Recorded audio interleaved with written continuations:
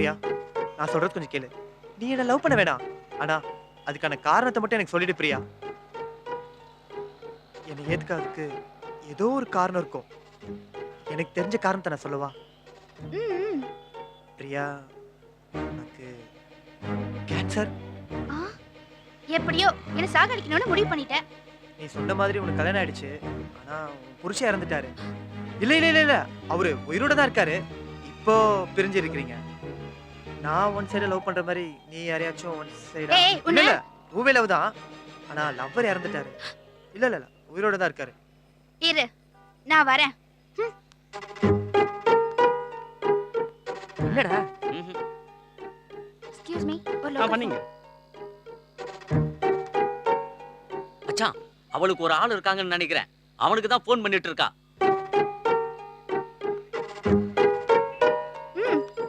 ஏதோ சொல்லிட்டு இருந்த?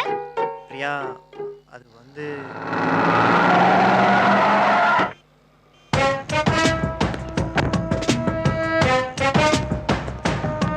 Priya, yes sir. யார் பையன்? இவன் தான் சார். சார் இல்ல சார், அவங்க தெரிஞ்சவங்கன்ற தான் சார் பேச வந்தேன். ஏன்டா அந்த பொண்ணை டார்ச்சர் பண்ற? சார் அந்த மாதிரி நான் எதுவும் பண்ணல சார். கம்ப்ளைண்ட் கொடுத்திருக்காங்க. சார் இல்ல சார். என்னடா எதுக்கு பேசுற ராஸ்கல்? செய்யறத செஞ்சு இல்ல இல்ல சொன்ன. டேய், ஸ்டேஷன் வாங்க. வா. Please sir. சார்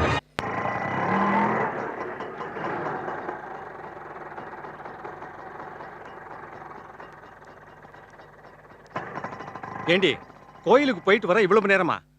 அவன் ரொம்ப ஃபீல் பண்ணிக்கிட்டு இருக்கான். போய் என்னன்னு பாரு. சரிங்க.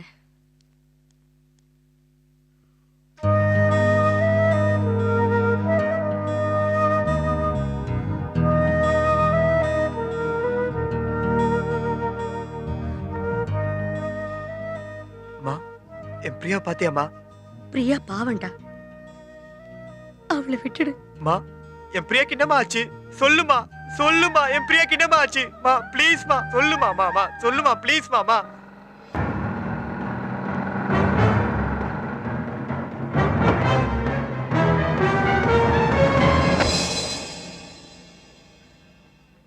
எக்ஸ்கியூஸ் மீ, என்ன ஒரு பிரச்சனை? பொண்ணு மேல லாரிக்காரன் மோதிட்டு எஸ்கேப் ஆயிட்டானா?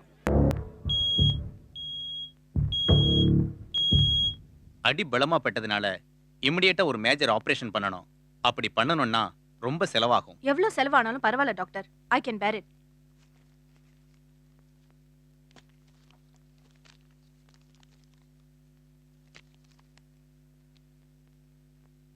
ஹலோ, இது பிரியா வீடு தானே? ஆமா, நான் பிரியாவோட பாட்டி தான் பேசுறேன். அவங்க அம்மா அப்பா யாராவது இருக்காங்களா?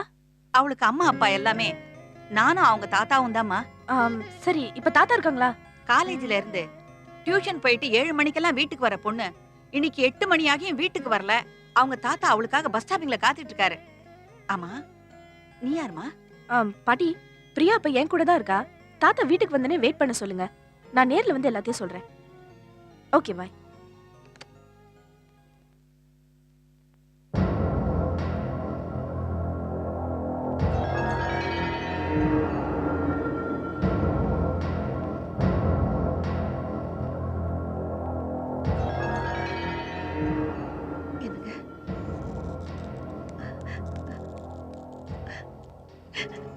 டாக்டர் அம்மா, இப்ப என் பேத்திக்கு எப்படி இருக்கு?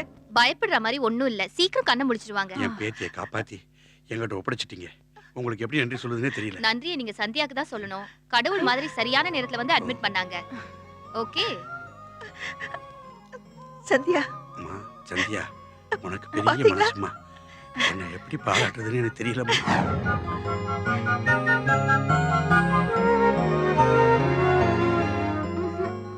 சாப்பிடுமா.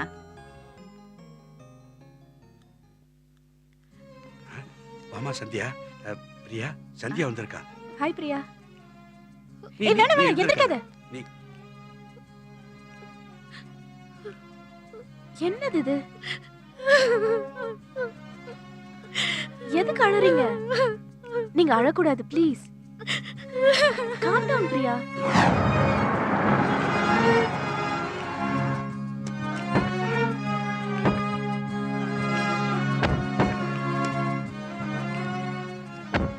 பாட்டி இந்தாங்க.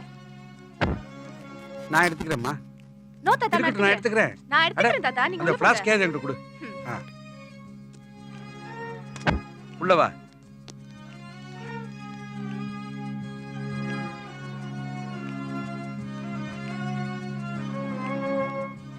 தாத்தா பாட்டி சண்டை போட ஆரம்பிச்சிட்டாங்கன்னா நமக்கு ஒரே ஜாலி தான். பாத்தீங்களா பாத்தீங்களா என்ன நாம 2 பேரும் சண்டை போட்டுக்கிறது அவங்களுக்கு ஜாலியா இருக்கான். இதுக்குதான் பேசாம இருங்கன்னு எத்தனை தடவை சொல்றது. ஐயையே, இத்தனை வருஷமா எப்படித்தான் மாறிச்சிட்டு இருக்கேன்னு தெரியுமா? இப்ப பாரு பேசாதீங்க.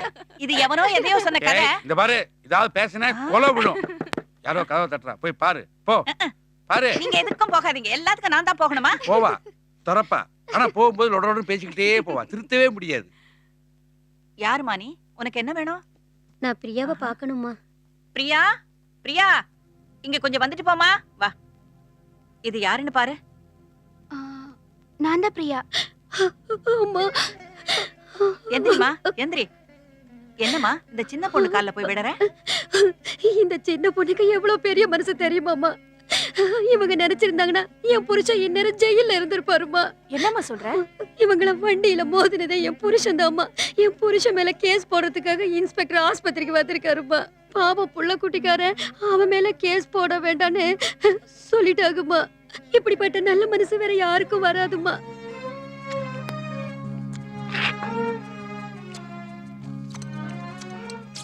ஐயோ ஐயோ, என்னங்க இன்னும் போதும். கொஞ்சம்.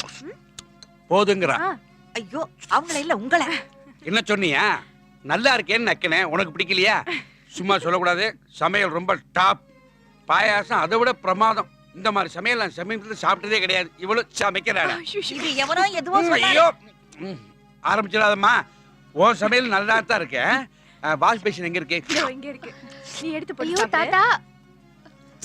ஐயோ ஐயோ, கை கழுவுறதுல நக்கிட்டே போறாரே. என் பேத்தி பிரியா இருக்கா இல்லையா, அவ எங்களை புரிஞ்சிக்கவே மாட்டேங்கிறா. என்ன புரிஞ்சுக்க மாட்டேங்கிறா? அது நீங்க சொல்றதே அவளுக்கு புரியல. ம். ஏங்க இப்படி குழப்பறீங்க? ஆ? எவனோ எதுவோ சொன்னானே அந்த கதை. பாட்டி, ஆரம்பிச்சிட்டீங்களா? அப்படி போடு அருவாளை. நீங்க அறுவலை எல்லாம் அப்புறம் போடுங்க தாத்தா, முதல்ல விஷயத்த சொல்லுங்க. எங்களுக்கு வயசாயிட்டே போதுமா, எங்களுக்கு ஒன்று ஆறதுக்குள்ள அவளுக்கு ஒரு கல்யாணம் பண்ணலாமேன்னு ஆசைப்படுறோம்.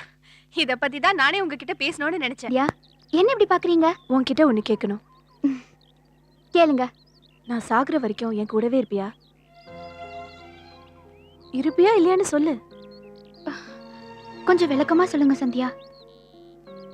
எனக்கு ஒரு தம்பி இருக்கான். அவன் ஸ்டேட்ஸ்ல MBA படிச்சிட்டு இருக்கான். அவனுக்கு ஒரு கல்யாணம் பண்ணி பார்க்கணும்னு எனக்கு ரொம்ப நாள் ஆசை. இதை நான் அவன்கிட்ட சொன்னேன். உனக்கு எந்த பொண்ணை பிடிச்சிருந்தாலும் அவளை நான் கல்யாணம் பண்ணிக்கிறேன், கடைசி வரைக்கும் நான் உன் கூடவே இருக்கேன்னு சொன்னான். அதுக்காக தான் நான் டெல்லியிலேருந்து இங்க வந்தேன். உன்னை எனக்கு ரொம்ப பிடிச்சிருக்கு. உன் தாத்தா பாட்டியை சம்மதிக்க வைக்க வேண்டியது என் பொறுப்பு. ஒரு நிமிஷம், என் தம்பி போட்டோவை நான் காட்டுறேன். உனக்கு பிடிச்சிருந்தா மட்டும் ஓகே சொல்லு.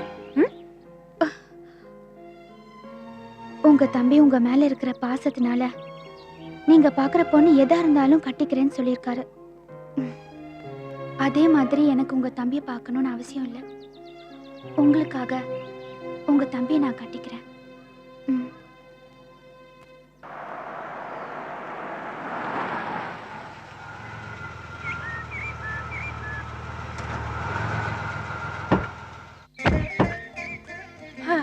சந்தியா,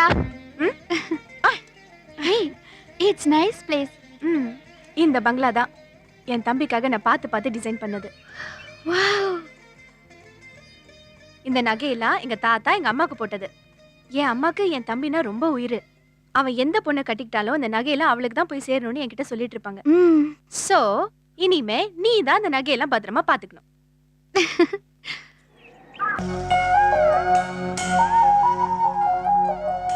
இதையெல்லாம் என் தம்பியோட ட்ரெஸ். அவனுக்கு உன்ன மாதிரியே டேஸ்ட் தான், லைட் கலர்ஸ் தான் பிடிக்கும். வா.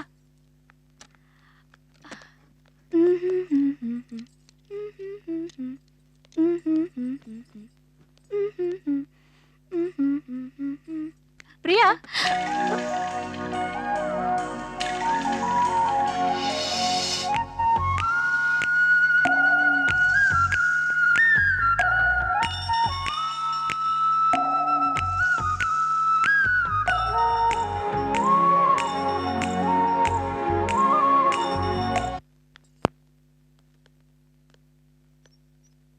என் தம்பி ஃபோன் பண்ணியிருந்தான்.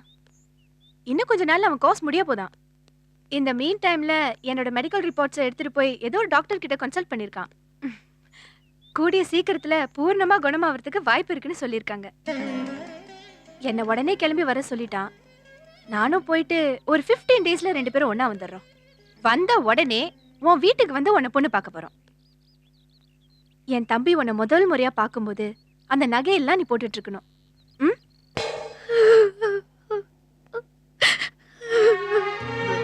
அப்புறம் சந்தியா வந்தாளா? வரல. 15 நாள் முடிஞ்சு 1 மாசம் 2 மாசம்னு காத்துட்டு இருந்தேன். சந்தியாவை பத்தி ஒரு இன்ஃபர்மேஷனும் வரல. அவங்கள தேடி எஸ்டேட் பங்களா போய் மேனேஜர் கிட்ட கேட்டேன். ஃப்ளைட்ல போகும்போதே சந்தியா இறந்துட்டாங்களா? அப்புறம் ஆனந்த நிறைய வாட்டி காண்டாக்ட் பண்ண ட்ரை பண்ணேன்.